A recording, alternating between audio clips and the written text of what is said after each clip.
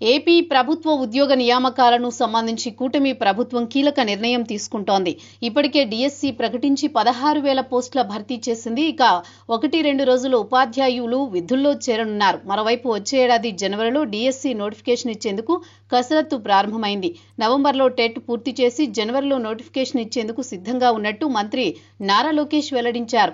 మరోవైపు ఏపీపీఎస్సీ సైతం నోటిఫికేషన్లు జారీపై కసరత్తు చేస్తోంది. ఇదే సమయంలో పోలీస్ శాఖలో భారీగా ఖాళీలు ఉన్నట్లు, వాటిని తక్షణం భర్తీ చేయాల్సిన అవసరం ఉందంటూ డీజీపీ ప్రభుత్వానికి లేఖ రాయడం గమనార్హం. రాష్ట్ర వ్యాప్తంగా 11,000 పోస్టులు ఖాళీగా ఉన్నట్టు డీజీపీ ప్రభుత్వానికి విన్నవించారు.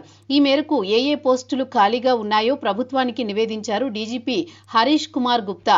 పెరుగుతున్న నేరాల నియంత్రణకు పోలీస్ సిబ్బంది ఇంకా అవసరమని వివరించారు.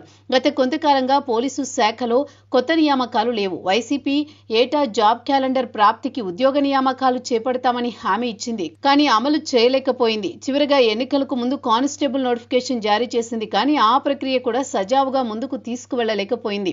రకరకాల సమస్యలతో కానిస్టేబుల్ నియామక ప్రక్రియ ఆటంకాలు ఏర్పడ్డాయి. అయితే కూటమి అధికారంలోకి వచ్చిన తర్వాత ఆ చిక్కులను పరిష్కరించి కానిస్టేబుల్ నియామకాలను పూర్తి చేయగలిగింది. త్వరలో ఎంపికైన వారికి శిక్షణ కూడా ప్రారంభం కానుంది.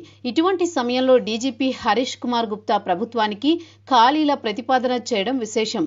పోలీస్ శాఖలో ప్రధానంగా civil, armed reserve, APSP, CPL, PTO, communication విభాగాలు ఉంటాయి. వీటిలో ఈ ఏడాది ఆగస్టు 31 నాటికి 11,639 పోస్టులు ఖాళీగా ఉన్నాయి.